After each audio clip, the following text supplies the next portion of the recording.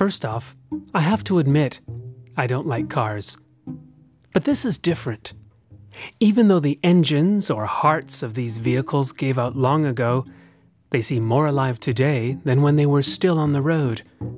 There are hundreds of old cars laid to rest here, side by side, or stacked on top of each other.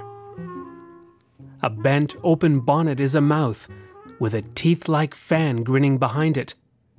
I let my imagination run wild with this analogy and examine the exposed metal vital organs of a Volkswagen Beetle.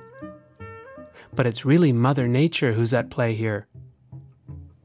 Moss lines the edges of collapsed roofs and windscreens. Saplings sprout from this breeding ground of rusting steel. Many groups of vehicles are so overgrown, I don't notice them at first. The foliage that has taken root on an old army truck is better at camouflaging it than the green coat of paint applied long ago. A sports car has crashed head-on with a tree. Or was the car here first? Around 500 vehicles in all have come to a halt in this ghostly car park.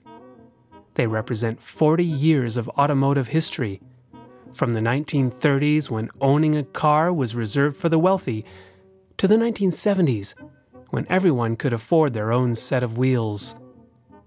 Dozens of models parked cheek by jowl resemble an eternal traffic jam, the drivers having escaped long ago, sensing that they would never get to work on time. The nose of an old Studebaker points towards the open fields beyond the lot, but trees pinning it in on both sides keep it from making a getaway. A Peugeot is carrying a long, dead branch on its roof, where once holidaymakers strapped luggage, a canoe, or skis. I peek inside an Opel Caravan and see an intact interior, a fine mesh of spider webs linking the antiquated dashboard to the stick shift.